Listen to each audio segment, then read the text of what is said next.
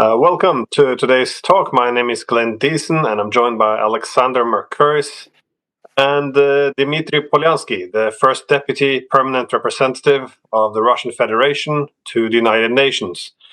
And we really wanted to talk to you today about the recent developments of Nord Stream, or lack thereof, because, I guess for anyone unfamiliar with Nord Stream, I guess the quick summary is it was attacked in September of 2022. This was the biggest industrial attack in Europe in its history, plus an environmental disaster.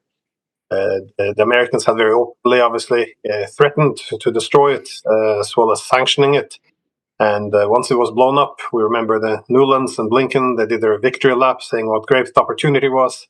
Radek Sikorsky was tweeting, "Thank you, America."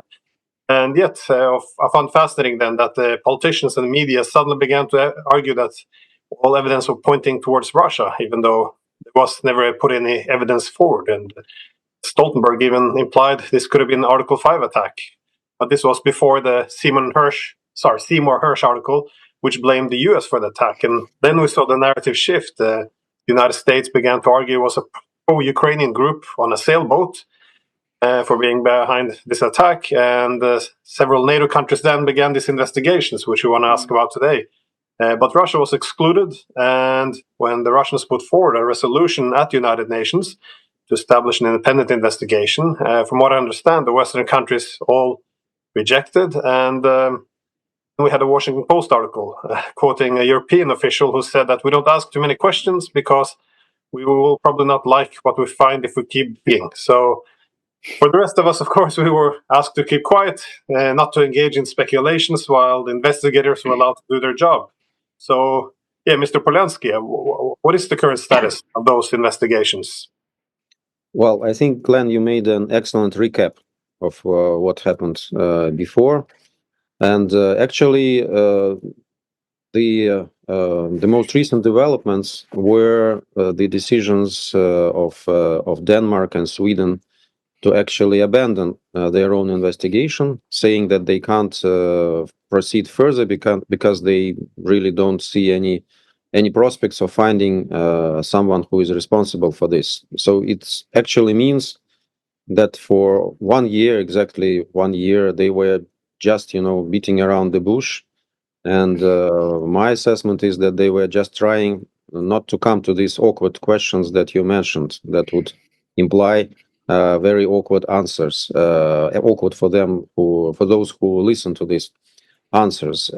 So we now have technically German investigation which is going on, and which is a bit weird, frankly, because Germany, the place of this sabotage is in Danish territorial water.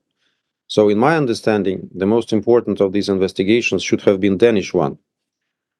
Germany is an affected country in the same way as Russia is an affected country.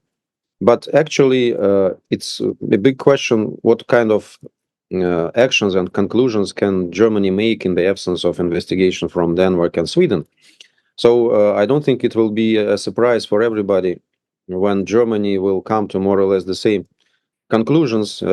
If I compare it to criminal investigation, that would mean that after a murder, after a year of investigation, then all of a sudden the investigators come to the conclusion that the person was murdered. And that's actually the outcome of Danish and Swedish investigations. So, and we wasted, of course, 1 year. It was not by chance. I think that it was deliberately to kind of try to conceal the proofs, conceal the facts on the ground. Of course, now it's much more difficult to conduct investigation. It's understandably so. So the main target of this investigation seemed to be just to shift the blame from the obvious culprit, and this obvious culprit acknowledged several times, I think even boasted about involvement in this act of sabotage. One needs just to recall President Biden's words, threats about Nord Stream. So in any other circumstances, if there were, I would say, 1/100th of the indications of who did it. In any other situation, the mainstream media would have already attacked this side, saying that there is a smoking gun, proving that those who were saying these things are actually the culprits. But when it comes to the United States, of course, they're dancing around, leading us all a merry dance and trying to just avoid the direct mentioning of the United States and maybe its allies. I'm not sure, but still, I don't think that they could have done it themselves. Who are responsible for this? I don't want to blame anybody. I don't want to specifically blame any party, but there are so many facts and so many statements indicating this that it's really weird to see how investigations are trying to avoid dealing with these absolutely irrevocable and clear facts. So we recently, I think last week, we called for a closed Security Council meeting and tried to stimulate our partners in the Security Council to further discussion. So what shall we do as Security Council? Now it's clear that two of the three investigators have thrown in the towel. They are saying that they can't do anything. We at some point 1 year ago, exactly 1 year ago, proposed, as you rightly said, a draft resolution, which called for the Secretary General to present to us his ideas on how to organize international investigation. It was not directly authorizing international investigation. It was just a preliminary step, but involving Secretary General, involving the United Nations, and involving the international community. And this step was rejected, as you recall. 5 countries were in favor.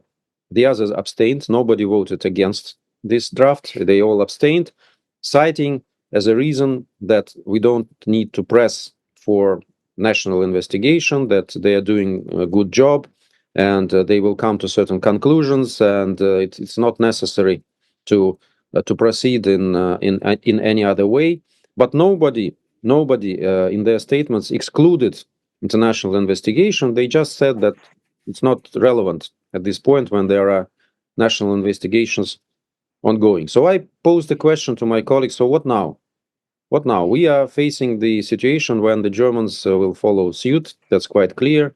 They may try to kill some time, to win some time, but inevitably they will come to a conclusion that the Nord Stream was sabotaged.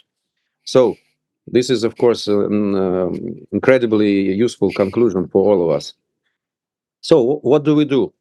We said that we reserve our right to come again with an initiative of international investigation, which still seems timely to us and still seems the only way to establish those who are behind this criminal act, this terrorist attack.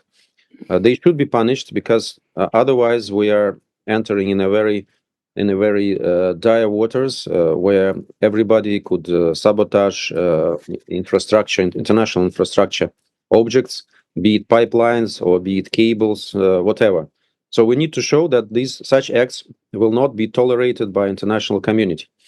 I think that our arguments are very well received by the majority of the members of the United Nations. Security Council is a specific setting where the Western countries are dominating, but I don't think that they are now in a possession of a good line of how to really reject our very justified claims. So we will see, and I don't exclude that we will make certain steps in the nearest future that would raise awareness of international community of the fact that sabotage happened. Nobody is held accountable for it so far, and nobody is really of those who can really determine the true cause of this terrorist attack. Nobody is doing anything. So that's our plans for the nearest future. I will not be dwelling in more details, but at some point of time, I think you will learn the way that we are planning to proceed. Well, thank you for that, Ambassador. Just a few things, and I'm not sure that these are really questions, but just a few points. I've never been an investigator myself, but in previous history, life history, I was involved in criminal investigations. I was actually a person who received information when I was working in the High Court in England about criminal investigations. And I can say with absolute certainty that this is the kind of crime where if an investigation were carried out, it would be very straightforward to find out what actually happened, get to all of the forensic detail, get a clear picture of how it was done, and that would probably lead you to the suspect. I don't think I'm saying anything surprising or unusual there. The suspect doesn't attempt to hide, by the way. Well, sorry, exactly. So I mean, the whole idea is just that you can't find a way towards, getting to a conclusion here is ridiculous. Anybody who has been involved in investigations, and I have only been so in a peripheral way, I can say that conclusively, without any doubt. The second is that if the Swedes and the Danes have conducted investigations, and those investigations have not led to any conclusions, then I think they should share the information that they have obtained as a result of those investigations. It may be that someone else taking up that information could take it a lot further. And maybe the United Nations Secretary General could come up with some ideas, exactly as you discussed in the past. But all right, these are technical. These are technical points. More to the point, I live in Britain. I live in a country which uses gas as part of its energy mix. And of course, before the Nord Stream pipelines were blown up, we were always told in Britain that we were not connected, we were not importing gas from Russia to any great extent. That turned out, by the way, to be untrue. We were absolutely part of the European energy system. And I can see every day in Britain what the economic consequences of this crime, which it was, of what this crime has been. And if you go anywhere else in Western Europe, you will find the same. And I just cannot understand how Western countries, Britain and France, are permanent members of the Security Council. In light of the effect that this is having on their own citizens, who are directly affected by this, and their economies, take such a disinterested attitude to what happened. I mean, if they took a political decision to stop receiving Russian gas, I might disagree, I might agree, but when pipelines are destroyed, you have a duty. You have a duty to find out and to take it further and to find out what actually happened. Now, as I said, these are not questions because I think you've already, to a great extent, answered the questions, but they are just points I wanted to make. Yeah, it's very hard for us to figure out why our former Western partners are really deliberately shooting themselves in their legs. Not only in this case, but in other cases. But it's not up to us to give any assessment to this. It's their domestic matters. It's your domestic matters. But of course, this goes beyond this. This goes beyond this. But because this is not only economic well-being, this is one part of the issue, very important one. Of course, you know that one line of Nord Stream is still intact. So theoretically, it can be used for exporting gas to Germany, for example, which has enormous economic difficulties, we all know, because they really can't cope. The German miracle was based on cheap energy from Russia. Now there is no longer German miracle, but they continue to shoot in their own leg. Okay, it's their choice. We can't do anything without this. But this is the question of credibility of all the efforts of international cooperation. If you build some interconnections, some kind of transboundary pipeline, gas line, or cable, then it means that you're not safe. Then someone really can, first of all, threaten to do so, then come and really fulfill the threat, blow up your construction. You will suffer enormous losses, of course, material losses. There is also, as Glenn rightly pointed out, there is also ecological damage, which is not yet being assessed, but it's very, very considerable. This amount of CO2 that was released. It's something that is unprecedented. Nobody is dealing with this situation, and nobody is punishing anyone for making this. Everybody is speaking about green agenda, but nobody is really dealing with this concrete act of sabotage, which undermines the green agenda.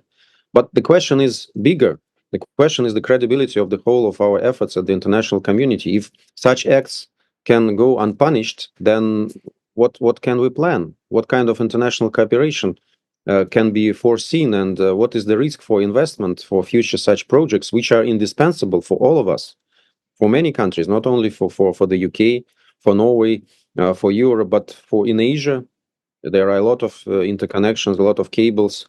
So we are really entering a very slippery slope with this complacency and with our policy, with our ostrich policy of trying to pretend that nothing has happened and that it's normal that an investigation that is going around for more than a year come to a conclusion that the pipeline was sabotaged. So this was absolutely clear from the outset, and you don't need to be a criminal investigator. You just need to see, detective stories on the TV and soap operas to understand how investigations are being tackled. And this is, of course, this goes absolutely contrary to any logical examples that you have in your mind.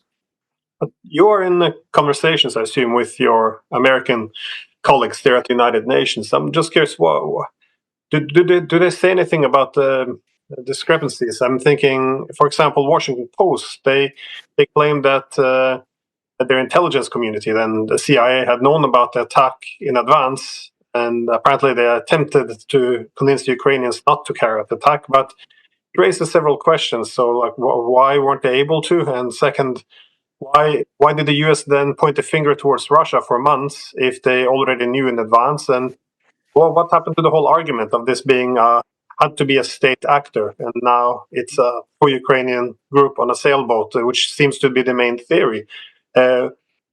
What do they say beyond what ends up in the newspapers? How do they explain this position? Because this seems to be quite important. Well, first of all, frankly, I don't read American newspapers because they are very much harmful for your mental health if you read them. So I really try to get information from other sources. As for the U.S. Colleagues, I can tell you that they are very nervous.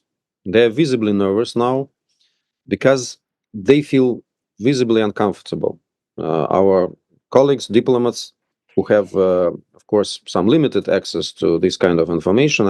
I assume that they don't know all the details, but they are very nervous and they are very defensive when somebody suggests that US is behind this, which is obvious.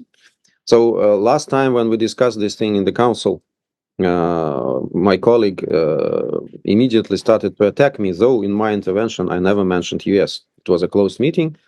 I never mentioned US. I said that there are facts that prove, that point out to a certain actor which is not yet cooperating in the way it should cooperate. They immediately started to attack me, and then I said, you know what? You don't ask me.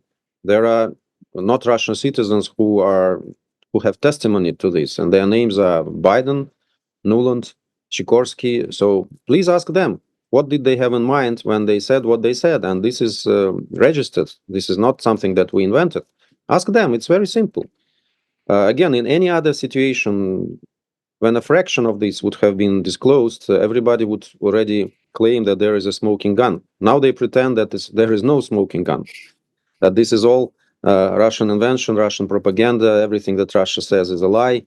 We are very much accustomed to this. I can recall all this situation with our meddling in the US in elections. You remember, which started during Obama, which continued during the Trump presidency, and which haunted the whole period of his presidency. What were the proofs? nothing. And they all were debunked, officially debunked in the US, that everything that around this was a hoax and a fake. Did anybody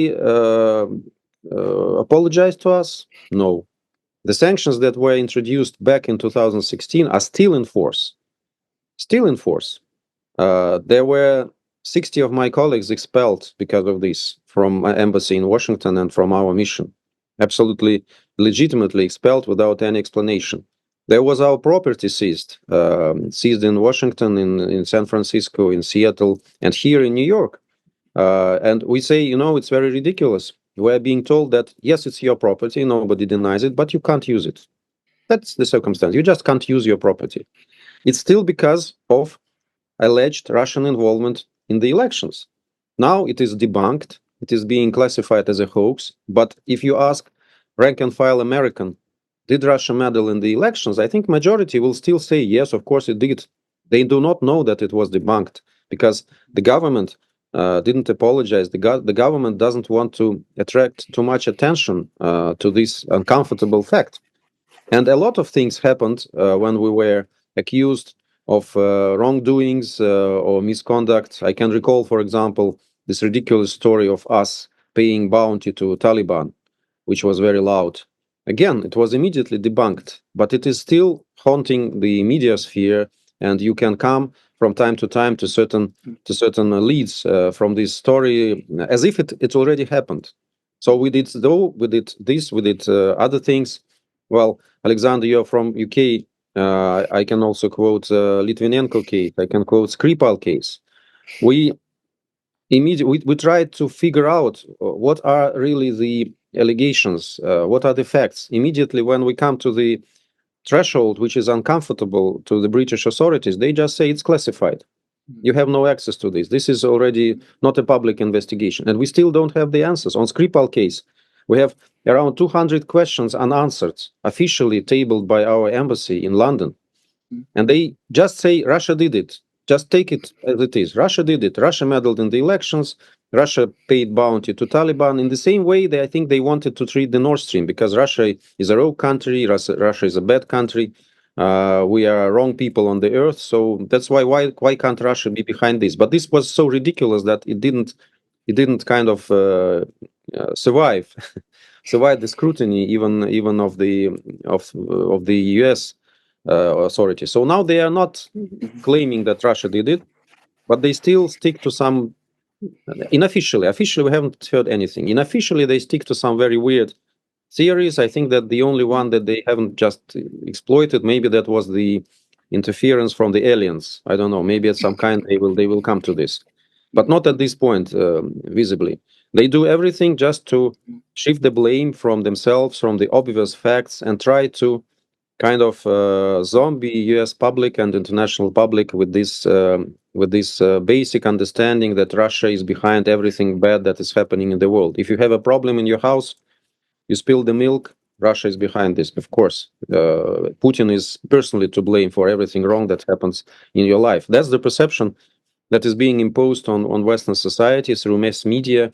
And of course, such a country, such bad people as we are, we could have been behind the blowing of our own pipeline, regardless of all these ridiculous things that imply this absolutely crazy act. Ambassador, you make many important points. Just very briefly on the Litvinenko-Skripal cases, I am not familiar much with the Skripal case, but on the Litvinenko case, oddly enough, I was asked to look into it. And I actually went through all the papers of the public inquiry, and going through all of those papers and the judge's comments, it absolutely confirmed to me that the facts clearly showed that the Russian government, that Russia had nothing to do with it. Nothing to do at all with the death of Litvinenko. In fact, it was not at all difficult to see who almost certainly was responsible for it. The evidence, the facts were all there, and they were presented to the inquiry. And in fact, the judge who was presided over it, I got the impression, as I am familiar with reading judges' statements, that he was actually very, very disappointed about the information that came before him. and he had to give a decision which was completely contrary to the facts. But the other point you make, which I think is a very, very important one, is, of course, they started by seizing your property on the basis of what turned out to be a complete hoax, which is the Russiagate allegations. That was property that was in the United States, diplomatic property. That's already a big issue. Now we have the Nord Stream pipelines destroyed, which takes us a huge further measure up. Now we've had even more extraordinary stories about seizing assets of the Russian central bank held in Euroclear and using the funds, using those funds for all kinds of purposes, and the interest that those funds accrue to buy weapons to be used against Russia. You are excluded from an investigation into the destruction of Nord Stream, which ultimately was the property of Russian companies. Most of the biggest share of it was. Where is this going to end? And if they could do this to you, they can do it to anybody. They can do it to anybody that they are in disagreement with. Legal restrictions, legal principles are being allowed to collapse here. When there is a crime of this magnitude, of course you need an international investigation. Now, you mentioned briefly that you think that more and more countries understand your position. I mean, how widely have you canvassed on this? I mean, have you discussed this with your colleagues from, countries in the global majority? I mean, are you able to tell us at all what they might be saying to you? Just wondering, because to me, what we're looking at is a collapse in the international legal system. You know what? I can compare what's happening with the situation when you come to school, to high school or elementary school, and there is a big bully. And everybody is afraid of this bully because he is really nasty, he's bad, he's beating students, and nobody is daring to kind of face him alone or in small groups. But then at some point of time, still comes a moment when his force is not enough. And there is a group of people, of students who face this bully, and this bully is no longer a bully. So I think that's the situation that all of us faced more or less in our lives. It's not different from Russia or UK or the other countries. It's psychology. So what we have now is the same situation. There is still a big bully, and a lot of countries are afraid of this bully. This bully is imposing its own rules. It has its own friends, quite numerous, but I wouldn't say overwhelming. The number of close allies of the United States right now has shrinked to like 55, 56 countries of the UN. It's out of 193. So it's a little bit more than one quarter. They are strong, they are nasty, they are powerful, and they have a lot of strings to pull in a lot of these countries. That's why so far many of them are intimidated, and many of them just limit themselves to showing support to us in the couloirs.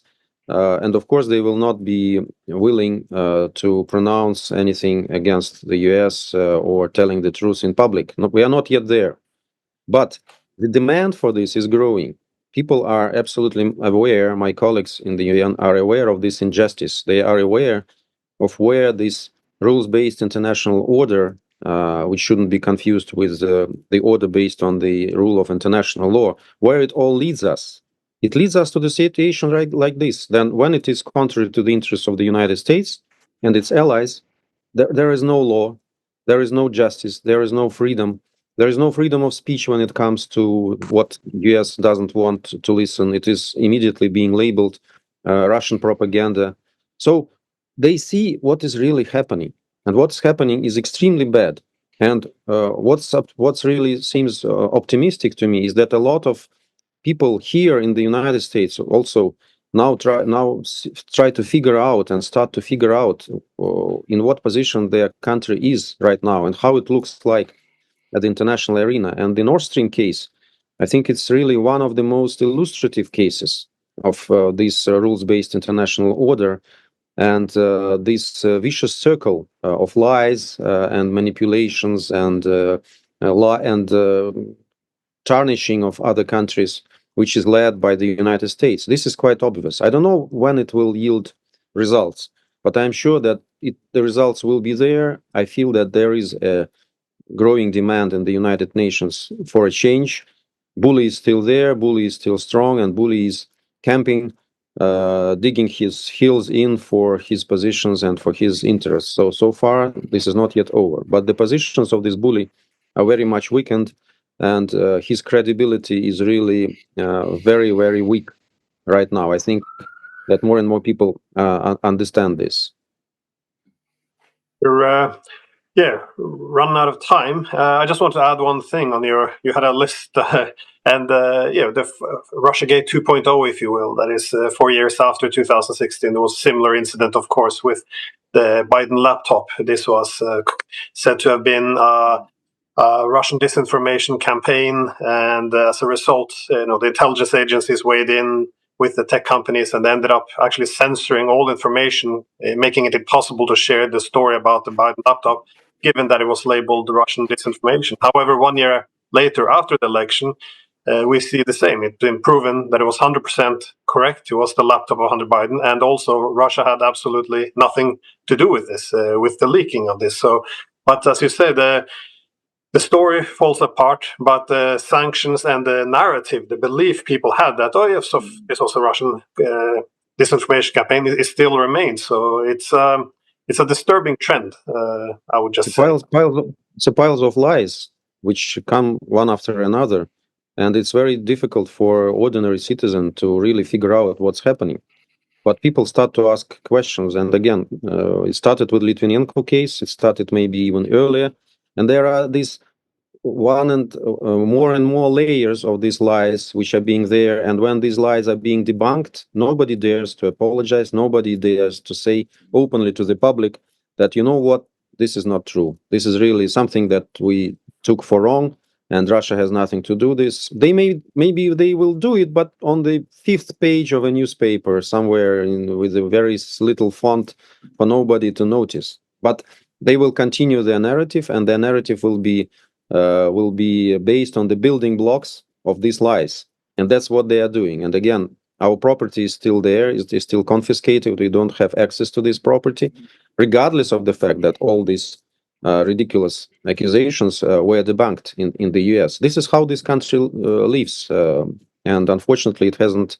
There are no signs that this practice will change in the foreseeable future, especially in the perspective of upcoming elections in the US. I'll just add one very final word, which is firstly to say that you're absolutely right. There are more and more people in the United States and in Britain, and they're not just, everybody, they're important people who are becoming increasingly unhappy and worried about this. You're absolutely right about that.